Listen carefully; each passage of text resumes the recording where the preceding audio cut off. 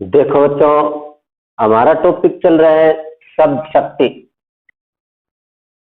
शब्द शक्ति शब्द शक्ति के बारे में हमने कुछ पढ़ा। शब्द शक्ति किसे कहते हैं? वाक्य में प्रयुक्त अर्थ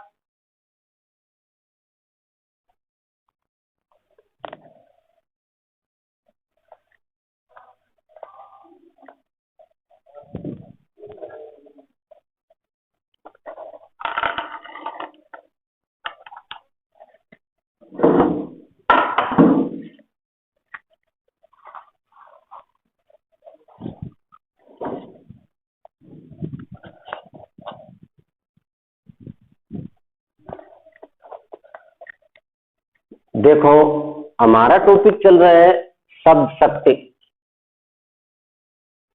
शब्द शक्ति हमने पढ़ा। शब्द शक्ति किसे कहते हैं? वाक्य में प्रयुक्त शब्द का अर्थ जिस माध्यम से ग्रहण किया जाता है वह माध्यम ही या वह शक्ति ही शब्द शक्ति कहलाता है। शब्द शक्ति की परिभाषा हमने पढ़ ली। भारतीय काव्य शास्त्र के प्रकांड विद्वान मम्मट ने अपनी पुस्तक काव्य प्रकाश में 3 प्रकार के शब्द और 3 प्रकार के अर्थ का निर्देश किया। वाचक शब्द, लक्षक शब्द, व्यंजक शब्द। वाचक शब्द से निकलने वाला अर्थ वाच्यार्थ, लक्षक से लक्षार्थ, व्यंजक से व्यंग्यार्थ। इस प्रकार शब्द शक्ति के 3 भेद है। शब्द शक्ति के भेद। शब्द शक्ति के कितने भेद हैं? 3। शब्द शक्ति 3 प्रकार की है। 1 नंबर है अभिधा शब्द शक्ति, लक्षणा और व्यंजना। शब्द शक्ति के कितने भेद हैं? 3। अभिधा शब्द शक्ति, लक्षणा शब्द शक्ति, व्यंजना शब्द शक्ति। अब देखो पहला अभिधा शब्द शक्ति। देखो अभिधा शब्द शक्ति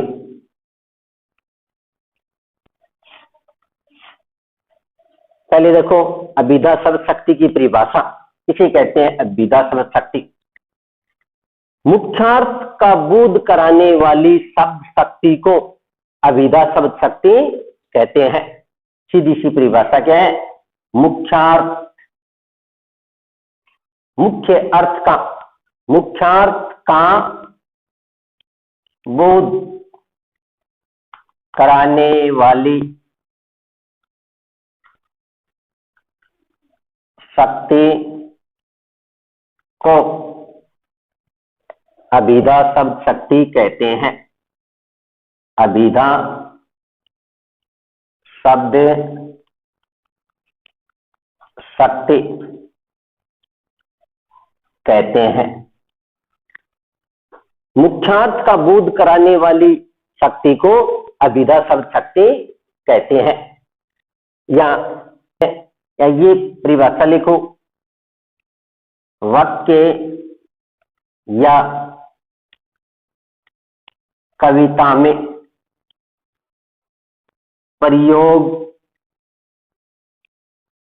किए जाने पर जब कोई शब्द अपने मुख्य अर्थ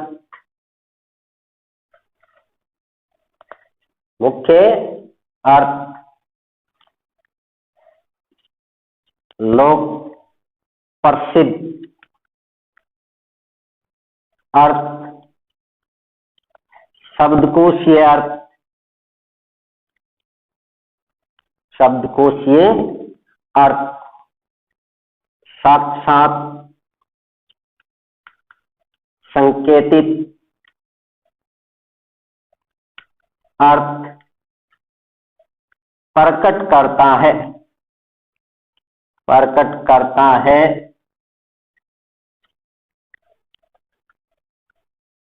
तो वह वाचक शब्द कहलाता है। वाचक शब्द कहलाता है। उसके द्वारा प्रकट अर्थ, उसके द्वारा प्रकट अर्थ वाच्यार्थ या मुख्यार्थ या अभिधेयार्थ कहलाता है। और उस शब्द की शक्ति को, उस शब्द की शक्ति को अभिधा शब्द शक्ति कहते हैं। अभिधा शब्द शक्ति कहते हैं। तो ये पूरी विस्तारित परिभाषा है। आप ये लिखो कि मुख्यार्थ का बोध कराने वाली शक्ति को अभिधा शब्द शक्ति कहते हैं। और पूरा समझा करके लिखोगे कि वाक्य या कविता में प्रयोग किए जाने पर जब कोई शब्द अपने मुख्य अर्थ, लोक प्रसिद्ध अर्थ, शब्दकोशीय अर्थ या साक्षात संकेतित अर्थ प्रकट करता है तो वह वाचक शब्द कहलाता है। उसके द्वारा प्रकट अर्थ वाच्यार्थ, मुख्यार्थ या अभिधेयार्थ कहलाता है। और उस शब्द की शक्ति को अभिधा शब्द शक्ति कहते हैं। तो ये अभिधा शब्द शक्ति की परिभाषा, ये अभिधा शब्द शक्ति किसे कहते हैं। अब देखो, अभिधा शब्द शक्ति द्वारा जिस शब्द का अर्थ प्रकट किया जाता है वे 3 प्रकार के हैं। देखो, अभिधा, यहां देखो, अभिधा शब्द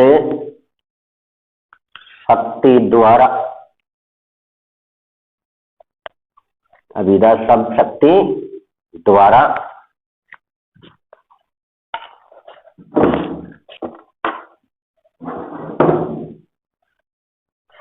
अभिधा शब्द शक्ति द्वारा जिन शब्दों का अर्थबोध होता है वे 3 प्रकार के, वे 3 प्रकार के है। एक है रूढ़ शब्द, दूसरा है यौगिक शब्द और तीसरा है योगरूढ़ शब्द। ये परिभाषा, यहां तक तो अगला बिंदु है कि अभिधा शब्द शक्ति द्वारा जिन शब्दों का अर्थबोध होता है वे 3 प्रकार के हैं। कौन कौन से हैं? रूढ़ शब्द, यौगिक शब्द, योगरूढ़ शब्द।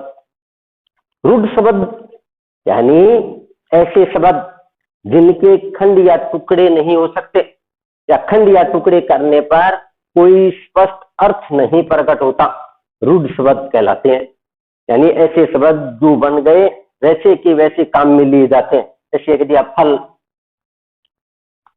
हाथी या जल, पवन, ये रूढ़ शब्द है। यानी इनके और आगे टुकड़े नहीं हो सकते। यौगिक शब्द, जैसे नाम से पता है, यौगिक 2 शब्दों से मिलकर बने हुए शब्द यौगिक शब्द कहलाते हैं। यानी यौगिक शब्द है, उनके खंड या टुकड़े करने पर भी अलग अलग खंड का अर्थ स्पष्ट होता है।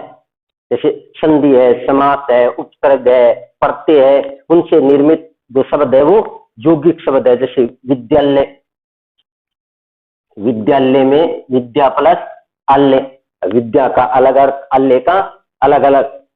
जैसे छात्रावास, छात्रावास, ये यौगिक शब्द। योग रूढ़ शब्द यानी ऐसे शब्द जो यौगिक होते हुए भी किसी एक के लिए रूढ़ होते हैं, योग रूढ़ शब्द कहलाते हैं। यानी जिनके खंड या टुकड़े करने पर अलग अलग अर्थ निकलता है। जैसे ये कह दिया दशानन, दशानन, अब इसका खंड या टुकड़ा भी होता है 10 प्लस आनन, 10 का अलग अर्थ है, आनंद का अलग अर्थ है, लेकिन ये किसी एक के लिए रूढ़ है। किसके लिए? रावण। अब इसके खंड या टुकड़े करने पर कोई अर्थ नहीं लिखता है, जैसे राव प्लस अणे या रा प्लस वर्ण। इसी प्रकार जैसे कह दिया जलद, तो जलद है वो एक कमल के लिए रूढ़ है। तो अभिधा शब्द शक्ति द्वारा जिन शब्दों का अर्थ बोध होता है वे शब्द 3 प्रकार के, रूढ़ शब्द, यौगिक शब्द और योग रूढ़ शब्द। अब देखो अभिधा शब्द शक्ति के उदाहरण।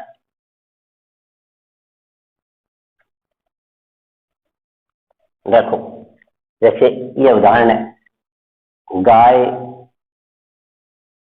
घास खाती है, गाय घास खाती है, या गाय, इसका सीधा सा अर्थ प्रकट हो रहा है। मुख्यार्थ, गाय एक पशु है, एक जानवर है, घास खाती है, जो घास है खा रही है। तो यहाँ मुख्यार्थ को प्रकट किया गया है। तो मुख्य अर्थ या मुख्यार्थ का जब बोध होता है तो वहां पर कौन सी शब्द शक्ति होती है? अभिधा शब्द शक्ति। जैसे ये देखो, सीता पत्थर लिखती है, तो यहां पर सीधा सा अर्थ प्रकट हो रहा है। जैसे ये सुरेंद्र बड़ा होशियार लड़का है। तो इन उदाहरणों में मुख्य अर्थ का बोध हो रहा है, और मुख्य अर्थ का बोध कराने वाली शब्द शक्ति क्या कहलाती है? अभिधा शब्द शक्ति। एक बात ध्यान रखने है, एक नियम देखो कि जिन उदाहरणों में यमक अलंकार की प्राप्ति होती है वहां अभिधा शब्द शक्ति होती है। अभिधा शब्द शक्ति होती है, यानी अभिधा शब्द शक्ति जिन उदाहरणों में जहां जब किसी पद में यमक अलंकार की प्राप्ति होती है वहां अभिधा शब्द शक्ति होगी। हमें ध्यान रखना है कि कोई ऐसा पद है जिसमें यमक अलंकार है तो वहां पर भी कौन सी शब्द शक्ति होती है? अभिधा शब्द शक्ति। अलंकार हमने पढ़े, यमक अलंकार की विशेषता पढ़ी है। देखो यमक अलंकार का कोई उदाहरण देखो, जैसे ये यमक अलंकार है, सारंग ले, सारंग उड़ो, सारंग पुग्यो आय,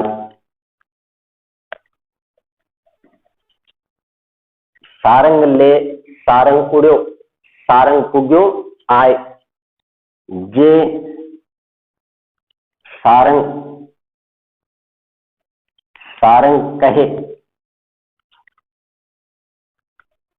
मुख को सारंग जाए। सारंग ले, सारंग उड़ो, सारंग पुग्यो आए, जे सारंग सारंग कहे, मुख को सारंग जाए। यमक अलंकार में हमने पढ़ा है कि शब्दों की आवर्ती हो, एक शब्द एक से अधिक बार आया हो और प्रत्येक बार उस शब्द का अर्थ भिन्न भिन्न अलग अलग हो, तो वहां पर यमक अलंकार होता है। यहाँ पर सारंग शब्द की आवर्ती हुई है, कई बार आया, सारंग ले सारंग उड़ो, सारंग ले सारंग उड़ो, सर्प को लेकर के मोर उड़ गया, सारंग पुग्यो आए, इतने में ही बादल आ गया। ये सारंग सारंग कहे, अब मोर है वो बादल को देख करके खुश होता है।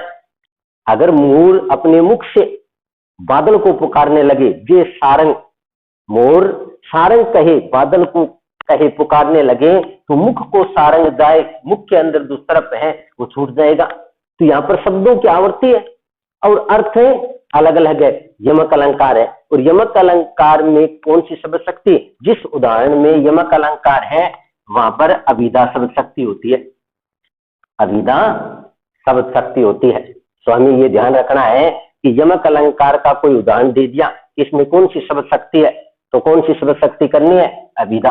जैसे ये देखो, हरि ने नारद को हरि रूप दिया, हरि ने नारद को हरि रूप दिया, या हरि, ये आ गया हरि, शब्दों की आवर्ती है। इस हरि का अर्थ क्या हो गया, विष्णु, इस हरि का अर्थ हो गया विष्णु भगवान। हरि ने नारद को हरि रूप दिया, इस हरि का अर्थ होगा बंदर।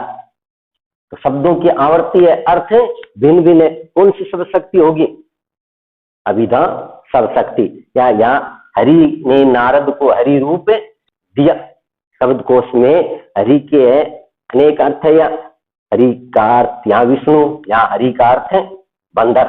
तो यमक अलंकार के उदाहरणों में अभिधा शब्द शक्ति होती है। यमक अलंकार के जितने भी पाठ्यक्रम में उदाहरण लगते हैं वो, या अन्य जैसे तो परवारो उर्वशी, सुनी राधिके सुदान, तू मोहन के उर्वशी, अवे उर्वशी समान, यहाँ उर्वशी शब्द की आवर्ती हुई है बार बार।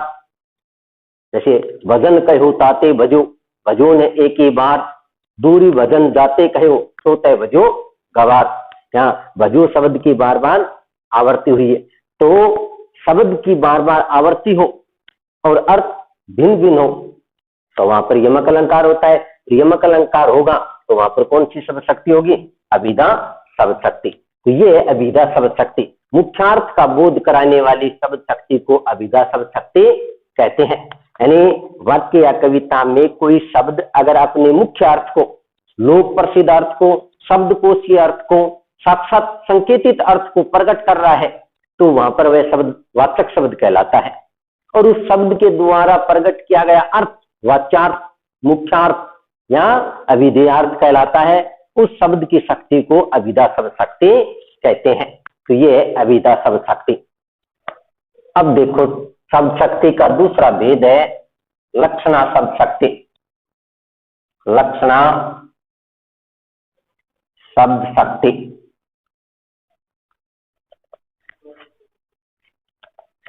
देखो लक्षणा शब्द शक्ति की परिभाषा देखो पहले।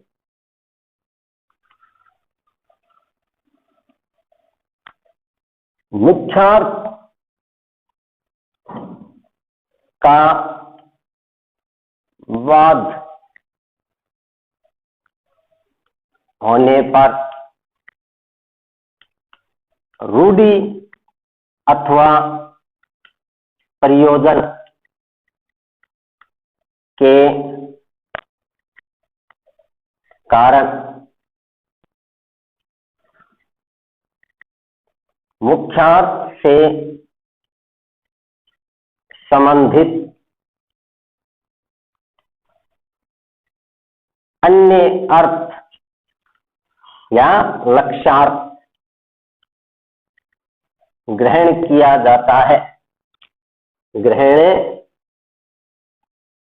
किया जाता है तो वहां लक्षणा शब्द शक्ति होती है। लक्षणा शब्द शक्ति होती है।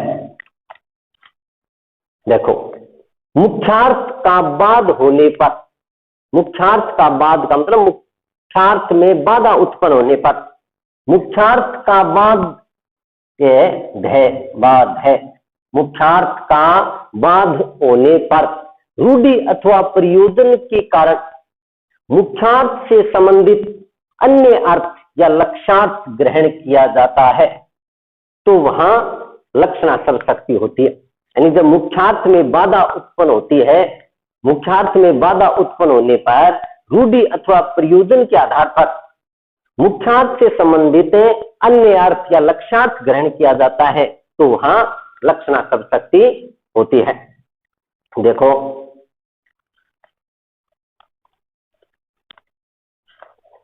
ये भी लिख सकते हैं, वाक्य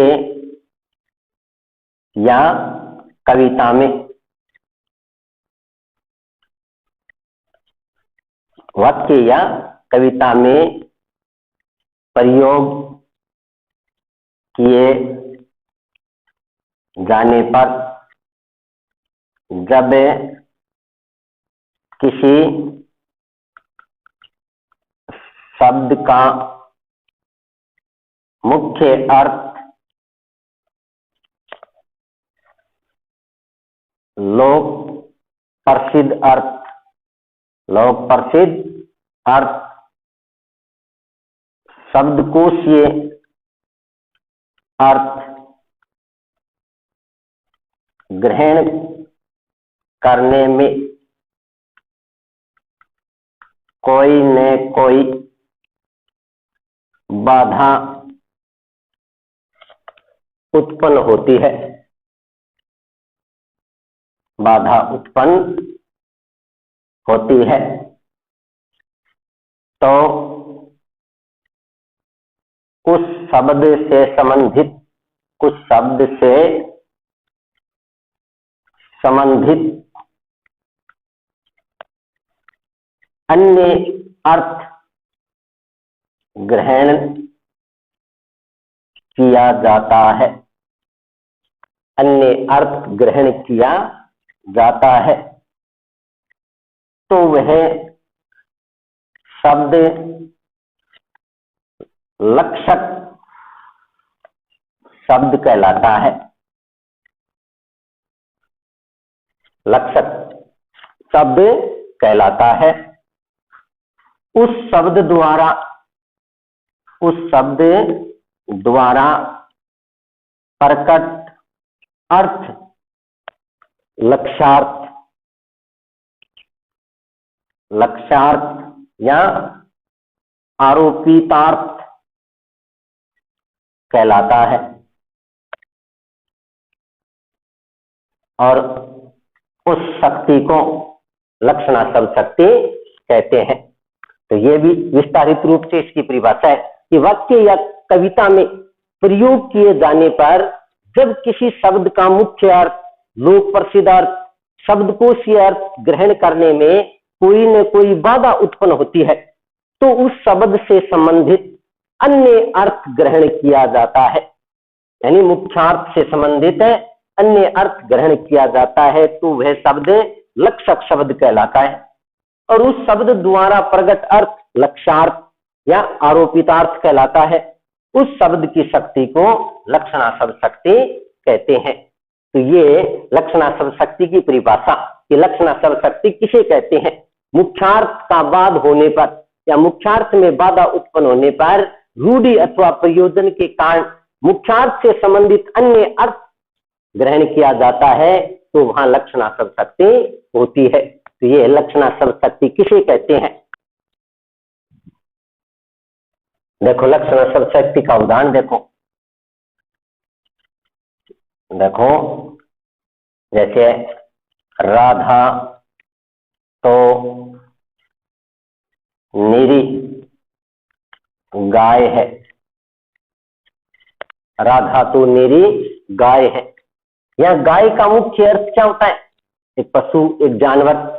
अभिधा शब्द शक्ति में हमने पढ़ा है ना, मुख्य अर्थ अब मुख्य अर्थ देखो, गाय का मुख्य अर्थ या मुख्यार्थ क्या होगा? एक जानवर या पशु। अब राधा तो निरी गाय है। अब राधा गाय कैसी हो सकती है? इसका मुख्य अर्थ स्पष्ट नहीं हो रहा है, मुख्य अर्थ में बाधा उत्पन्न हो रही है। तब मुख्यार्थ से संबंधित लक्ष्यार्थ ग्रहण किया गया है। यहाँ पर गाय का लक्ष्यार्थ क्या होगा? फिर लक्ष्यार्थ होगा फिर सीधी, सरल। तो राधा में क्या है? गाय जैसी लक्षण, विशेषता, सीधा साधा स्वभाव वाली, सरल। राधा तो निरी गाय है। तो जहां पर मुख्य अर्थ में बाधा उत्पन्न होती है तो मुख्यार्थ से संबंधित अन्य अर्थ यानी लक्ष्यार्थ ग्रहण किया जाता है, तो वहां पर कौन सी शब्द शक्ति होती है? लक्षणा शब्द शक्ति होती है। अब देखो, लक्षणा शब्द शक्ति में लक्षणा शब्द शक्ति में तीन बातें आवश्यक है। लक्षणा शब्द शक्ति में तीन बातें आवश्यक है, या हम ऐसे कह सकते हैं, लक्षणा के हेतु त्रय, हेतु त्रय तीन कारण। हेतु त्रय का मतलब तीन कारण। या लक्षणा शब्द शक्ति में तीन बातें आवश्यक है। एक है मुख्यार्थ का बाद, दूसरा है मुख्यार्थ लक्ष्यार्थ, लक्ष्यार्थ का मुख्यार्थ से संबंध, या लक्ष्यार्थ का मुख्यार्थ से संबंधित होना। और तीसरा है लक्ष्यार्थ में रूढ़ि या प्रयोजन का मूल में होना। लक्ष्यार्थ के मूल में रूढ़ि या प्रयोजन का होना। इस प्रकार लिखो, लक्ष्यार्थ के मूल में रूढ़ि या प्रयोजन का होना।